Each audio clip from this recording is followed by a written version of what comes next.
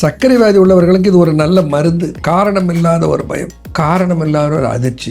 ஒரு இடத்துக்கு போகணுன்னா ஆரம்ப காலத்தில் ஒரு இடத்துக்கு போனோம், புதுசாக போகிறோம், ஒரு பயம் இருந்தால் சரி.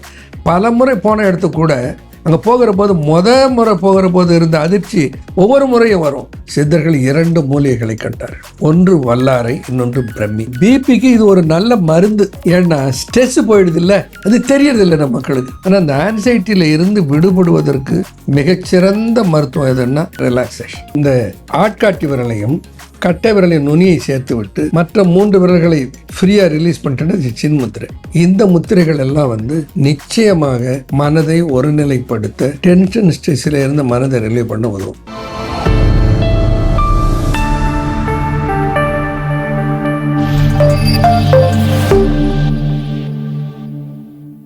காஸ்மோ ஹெல்த் நேயர்கள் அனைவருக்கும் வணக்கம். இன்றைய நிகழ்ச்சியில ஆரோக்கியம் குறித்து நம்மளுடைய சந்தேகங்களுக்கு விளக்கம் கொடுக்கறதுக்காக அறிவியல் சித்தர் டாக்டர் அன்பு கணபதி நம்ம கூட இணைந்திருக்காரு.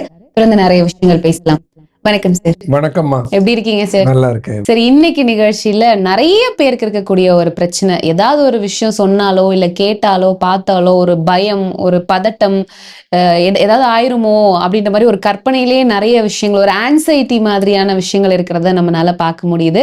இப்போ பெரியவங்கல இருந்து சின்னவங்க வரைக்கும் எல்லாருக்குமே இந்த பிரச்சனை இருக்கிறத நம்மளால பார்க்க முடியுது. இதற்கு சித்தர்கள் ஏதாவது மருந்துகள், மருத்துவ முறைகள் சொல்லியிருக்காங்களா சார்? இந்த ஆன்சைட்டிங்கிறதுமா நம்ம தமிழ் சொல்லும் மாதிரி எல்லாருக்கும் தெரிஞ்சு சொல்ல போயிடுச்சு. இப்போ சின்ன குழந்தைகள் அது என்னன்னா காலத்தின் கட்டாயம் தவிர்க்க முடியாமல் சின்ன குழந்தைங்களையே ஒரு மன அழுத்தத்துக்கு நாம் தள்ளி விடுகிறோம். நான் குழந்தைகள் சொல்றதை கேட்குறோம். ஐயோ அப்பா, இந்த ஸ்கூலுக்கு போனால் டீச்சர் ஒரே டார்ச்சர்ப்பா, வீட்டுக்கு வந்தால் அதை விட அம்மா டார்ச்சர்ப்பா. இந்த டார்ச்சருங்கிற வேர்டு, டென்ஷனுங்கிற வேர்டெல்லாம் 50-55 வருடத்துக்கு அப்புறம் தான் எனக்கெல்லாம் தெரியும். இவ்வளோ பேராசிரியராக இருந்திருந்தாலும் அனுபவத்தில் கிடையாது. இப்போ என் பேரன் சொல்கிறான், ஒரே டார்ச்சர் தாத்தா அப்படின்னு. என்னென்னா அவர்கள் மனதுக்கு பிடிக்காததை, அவர்களுக்கு செய்ய முடியாததை, சிலவற்றை கண்டாலே பயத்தை உருவாக்குகிற காரியங்களை, சில நேரங்களில் தோற்று போய்விடுவோம் என்ற பயம். இந்த தேர்வுக்கு போகிற பிள்ளைகள்மா நிறைய பிள்ளைகளுக்கு ஆன்சைட்டி நியூரோசிஸ் இருக்கும். இந்த ஒரு படபடப்பு, ஒரு பதட்டம், என்னென்ன காரணம் தெரியாது, பொங்கி பொங்கி அழும். காரணமே இல்லாத ஒரு பயத்துக்கு அழுதா பரவாயில்ல, ஒரு ஆத்திரமா வரும், கோபமா வரும். சில கணவர்கள் மனைவிகள் இடத்துல மாட்டிக்கிட்டு படுறது இருக்கிறது சொல்ல முடியாது. ஏன்னா அந்த ஆன்சைட்டி, டென்ஷன் என்பது இன்றைக்கு காலத்தில் ஆண், பெண், குழந்தைகள், பெரியவர்கள் எல்லாரையும் நிறைய அளவில் பாதிக்கிறது. இப்போ மனதை ஒரு அளவுக்கு மேல அதிகமாக இயங்க விடாமல், ஏன்னா ஆக்டிவேஷன், ரொம்ப ஓவர் ஆக்டிவிட்டி. நம்மளால இவ்வளோதான் போனோம். நாங்கள் சொல்லுவோம் எல்லாருக்கும், நீங்கள் இதை செய்யலாம் சார், அதை செய்யலாம் சார். நிறைய பேர் நம்மள்கிட்ட கதை விடுவார்கள். அவர்களுடைய ஆசையை சொன்னாங்க, I know my stretch limit, என்னால் எவ்வளோ தூரம் கை எட்ட முடியும் எனக்கு தெரியும்பா, அதுக்கு மேலே நான் பண்ணால் என்ன ஆகும்? கண்டிப்பாக பதட்டமும் பரபரப்பும் உடம்பு கெடுத்துரும், நிறைய நோய்களை உருவாக்கி. இந்த ஆன்சைட்டி நியூரோசிஸ் உள்ளவர்கள் என்ன பண்ணுவாங்க, இப்போ பரீட்சைக்கு போகணும்னு வச்சுங்களேன், பயப்படுவார்கள். நல்லா படித்திருப்பார்கள், பயப்படுவார்கள். தேர்வுக்கு போனால் பரீட்சையில் ஒன்று கூட நினைவுக்கு வராது. இந்த பயத்திலே மறந்துடுறது. பயங்க அது எப்படி? அது வேடிக்கையான பயமா? ஒரு காரணம், எல்லாம் படிச்சிருக்க இல்லை, எல்லாம் தெரியுமா, அப்புறம் எதுக்கு பயப்படுறேன்? ஆனால் அந்த பயம் அவங்கள விட்டு போகாது. காரணம் இல்லாத ஒரு பயம், காரணம் இல்லாத ஒரு அதிர்ச்சி. ஒரு இடத்துக்கு போகணுன்னா ஆரம்ப காலத்தில் ஒரு இடத்துக்கு போனோம், புதுசாக போகிறோம், ஒரு பயம் இருந்தால் சரி. பல முறை போன இடத்துக்கு கூட அங்கே போகிற போது முறை போகிற போது இருந்த அதிர்ச்சி ஒவ்வொரு முறையும் வரும். இதெல்லாம் ஒரு மனநிலையில் இருக்கிற மாற்றம். இதை அகற்றி விட வேண்டும். இதனுடைய விளைவு என்ன ஆகும்? காரணம் இல்லாமல் எரிந்து விடுவார்கள். எதுக்கு கோவப்படுறது தெரியாத கோவப்படுவார்கள், ஆத்திரப்படுவார்கள். ஸோ இதெல்லாம் இந்த ஆன்சைட்டி நியூரோசிஸனுடைய சிம்டம். பதட்டம், பயம், ஒரு ஒரு ஒரு ஒரு வெறுமை, கோபம், ஆத்திரம், இதெல்லாம் சேர்ந்து இந்த ஆன்சைட்டியில் இருக்கும். ஆனால் இந்த ஆன்சைட்டியில் இருந்து விடுபடுவதற்கு மிகச்சிறந்த மருத்துவம் எதுன்னா ரிலாக்ஸேஷன். ரிலாக்ஸேஷன் சொன்னால் the best relaxation earth is சொன்னால் நீங்கள் கோவப்படுவீங்க. பெஸ்ட் ரிலாக்ஸேஷன் பாரதி சொல்லுவான், காதலினால் மானுடர்க்கு கவலை போகும், காதலிலே மானுடர்க்கு கலவி உண்டாம், கலவியினால் மானுடர்க்கு கவலை போகும், ஆதலினால் காதல் செய்வீர் உலகத்தீரே அகுதன்றோ இவ்வுலக தலைமை இன்பம்னு சொல்லுவான். ஏன்னா மனசு வந்துமா மகிழ்ச்சியில திளைக்கணும். எப்போ பார்த்தாலும் கவலையிலையும் கஷ்டத்திலையுமே எப்போ பார்த்தாலும் ஒரு ஏக்கம், எட்டி பிடிக்கிறேன், விட்டதை பிடிக்கிறேன். இப்படி இந்த பதட்டமும் பரபரப்புமான வாழ்க்கை இல்லாமல் இருக்கணும்னா இயல்பான இயற்கையான மகிழ்ச்சியை நாம் அடைய வேண்டும். இந்த மகிழ்ச்சி நேச்சுரல் மகிழ்ச்சி, இயற்கையாக இறைவன் தந்திருக்க ஒரு மகிழ்ச்சி எதுன்னா, திருமணம் ஆனவர்களாக இருந்தால் அவர்கள் சேர்ந்து இருப்பது மகிழ்ச்சியை கொடுக்கும். இப்போ சேர்ந்து இருந்தால் சண்டையை தான் கொடுக்குது, மகிழ்ச்சியை கொடுக்கறது இல்லை. என்னன்னா விட்டு கொடுக்கறதுன்னு பேசிட்டு இருக்காங்க. விட்டு கொடுக்கறதுன்னு ஒன்று கிடையவே கிடையாது. புரிந்து கொள்ளுதல் இவ்வளவுதான். அவங்க இதுக்கு மேலே நாம் ஒன்றா இருக்கணும்னு விதிக்கப்பட்டு விட்டது, இதை ஏற்றுக்கிட்டு போவோம் அப்படின்னா ஒன்றுமே பிரச்சனை இல்லை. அப்போது இந்த மன ஆன்சைட்டினால குழப்பம் வரும், மனக்குழப்பமாக கன்ஃபியூஷன். அது ரொம்ப முத்த நிலையில் பலருக்கு ஹாலுசினேஷன்ஸும் வரும். யாரோ பேசுற மாதிரி, அது ரொம்ப அதை ஹிஸ்டீரியான்னு சொல்லிவிடுவானுங்க. உடனே போய் முடிய பிடிங்கி மரத்தில் வச்சு ஆணி அடிப்பான், மந்திரம் பண்ணுவான், பைத்தியத்துக்குன்னு சேர்த்துருவாருங்க, மனநோயாளியாக சேர்த்துருவாங்க. இந்த ஆன்சைட்டி நியூரோசிஸு, அதனால் வருகிற டென்ஷன், அதனால் வருகிற ஒரு படபடப்பு, படபட நெஞ்சில் அடிச்சிடும். காரணமே இருக்காது, நெஞ்சு படபடன்னு அடிக்கும். இருதய நோயின்னு பயந்துருவாங்க. ஆனால் அதுக்கு காரணம் என்னென்னா, நரம்பு மண்டலம் அளவுக்கு அதிகமாக தூண்டப்பட்டதனால் தாக்கப்பட்டதன் வருகிற மாற்றம். சிலவங்களுக்கு வேர்க்கும், கை கால் நடுங்கும், கோபம் வரும், காரணம் இல்லாமல் கோபம் வரும். இந்த குழந்தை மேலே கொண்டு போய் அந்த கோபத்தை காட்டுவார்கள், கணவன் கோபத்துக்கு காரணமாக இருந்தால். இல்லைன்னா குழந்தைங்க பண்ணுற கடுப்பு தாங்க. இது எல்லா பெண்களும், பெரும்பாலும் பெண்களுக்கு காரணம் குழந்தைகள்னு சொல்லுவோம். என்னென்னா அந்த குழந்தைகள், எல்லா மதருக்கும் என்ன ஆசை, எல்லா குழந்தையும் ஃபர்ஸ்ட் வந்துடணும். அது எப்படி சாத்தியம்? இருந்தாலும் விடுறதில்லை.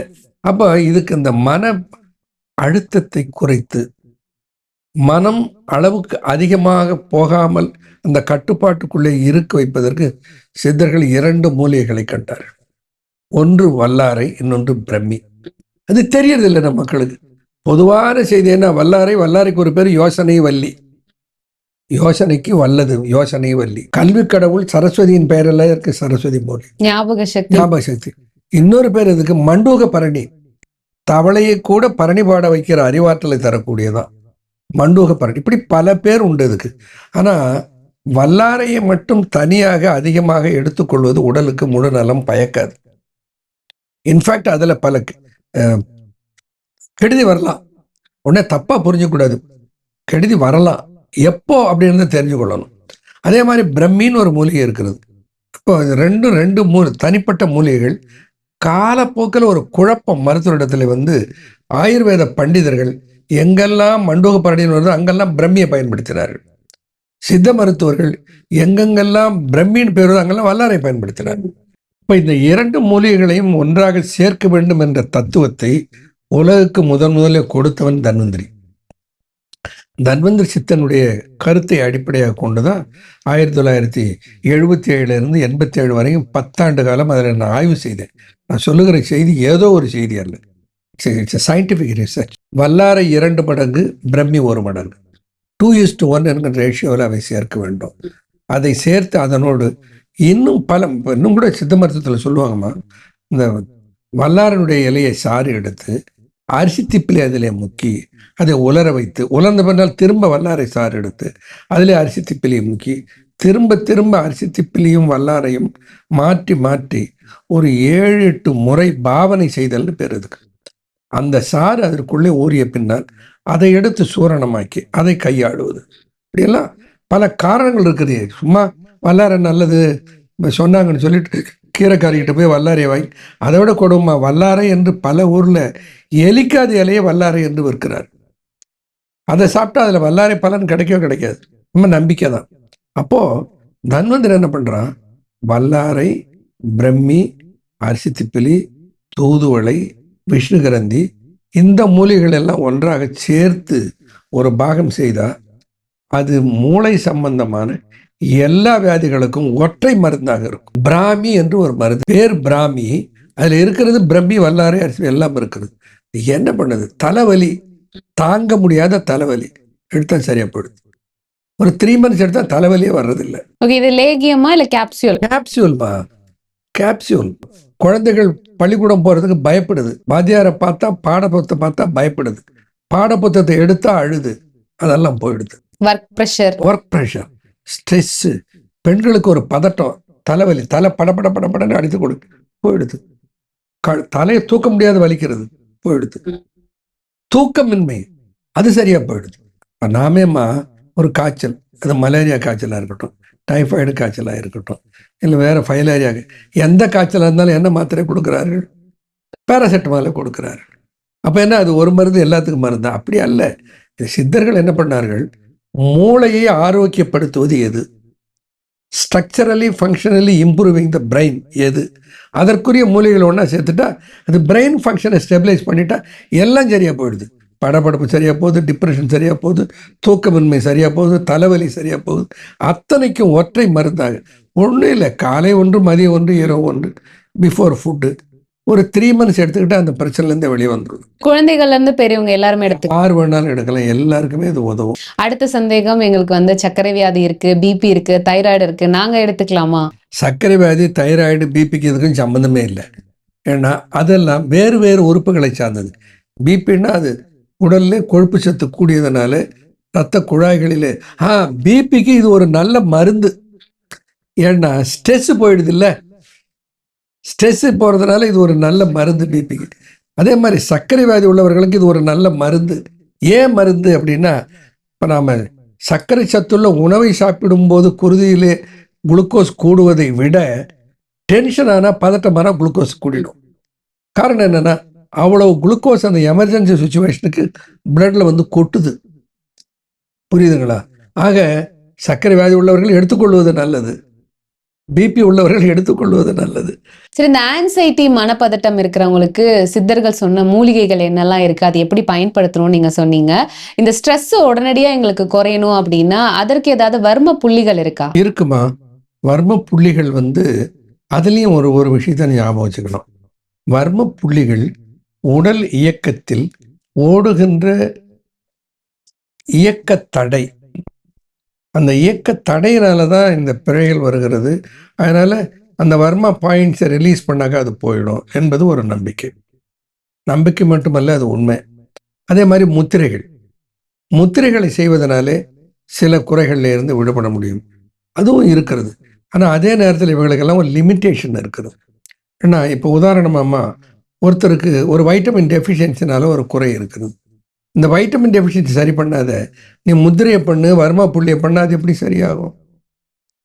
ஒரு முழுமையாக அதிலிருந்து முழு பலன் பெற வேண்டுமானால் இதை என்ன செய்யணும்? ஒரு மருத்துவரை அணுகி முறையாக பரிசோதனை செய்து என்னென்ன டெஃபிஷியன்சி இருக்கிறதோ அதற்குரிய மருந்துகளையும் உள்ளுக்கு சேர்த்துக்கொண்டு, அல்லது அதற்குரிய உணவுகளையும் சேர்த்துக்கொண்டு, பிறகு அதற்குரிய பயிற்சிகளையோ வர்ம புள்ளிகளையோ அல்லது முத்திரைகளையோ செய்வது நல்லது. ஆட்காட்டி விரலையும் கட்டை விரலின் நுனியை சேர்த்து விட்டு மற்ற 3 விரல்களை ஃப்ரீயாக ரிலீஸ் பண்ணிட்டு சின்முத்திரை. இது இப்படி திருப்பி இருந்தால் இது சின்முத்திரை, இதே கவிழ்த்து விட்டால் ஞானமுத்திரை. சின்முத்திரை, ஞானமுத்திரை இரண்டுமே மனதை ஒருநிலைப்படுத்த உதவுகிறார். அதனால் யோகிகள்லாம் அப்படி சின்முத்திராவில் உட்காந்துருப்பார்கள், அல்லது ஞானமுத்திராவில் உட்காந்துருப்பார்கள். இன்னொன்று ஆக்னி முத்திரான்னு ஒரு முத்திரை இருக்குது. இந்த கை விரல்களை ஒவ்வொரு நுனியும் 5 கை விரல்களையும் இப்படி நுனியை தொட்டு, இது என்னென்னா equalising the energy flow of the right and left hand, அந்த நெகட்டிவ் அண்ட் பாசிட்டிவ் பாயிண்ட்ஸை ஒருங்கிணைக்கிறது. இந்த முத்திரைகள் எல்லாம் நிச்சயமாக மனதை ஒருநிலைப்படுத்த, டென்ஷன் ஸ்ட்ரெஸ்ஸில் இருந்து மனதை ரிலீவ் பண்ண உதவும். இப்போது வர்மா பாயிண்ட்னு எடுத்துக்கிட்டோன்னா, மிகச்சிறந்த வர்மா பாயிண்ட் அதற்கு தெலத வர்மம். அதாவது இரண்டு புருவத்துக்கு மத்தியில் கொஞ்சம் ஒரு நெல் எடை கீழே பொட்டு வைக்கிற மர்மா, அந்த எக்ஸாக்ட் அந்த பாயிண்ட் கையை வச்சிக்கிறாங்க, ஒரு குறுகுறு உணர்வு அந்த இடத்துல எல்லாருக்குமே கிடைக்கும். அது தெலத வர்மம்னு பேர். இந்த தெலத வர்ம புள்ளியை 1 மாத்திரை 1/2 மாத்திரை அளவறிந்து வர்ம ஆசானிடத்தில் போய் முறையாக தெரிஞ்சிட்டு பண்ணுறது தான் நல்லது.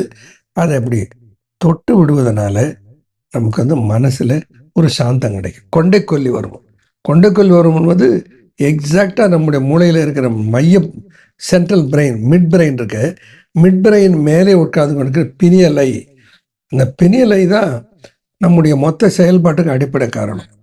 பினியலையிலே சுரக்கிற மெலட்டோனின் என்கின்ற அந்த ஹார்மோன் தான் பகல் இரவு மாற்றத்தை நம்மை உணர வைப்பது. இல்லை பகலும் தெரியாது இரவும் தெரியாது. பகல் இரவுக்கு ஏற்றார் போல விழிப்பு உறக்கத்தை தருவதும் அந்த ஹார்மோன் தான். அந்த ஹார்மோன் பல பேருக்கு என்ன பண்ணுகிறாருமா, உறக்கம் இல்லைன்னு அவதிப்படுவாங்க, மெலட்டோனின் மாத்திரை கொடுக்கிறார்கள். என்ன சிதறன் சொன்னார்கள், அங்கே தவம் செய்ய சொன்னார்கள். அந்த அந்த மெலட்டோனுங்கிற சகசரதலம்னு பேர்.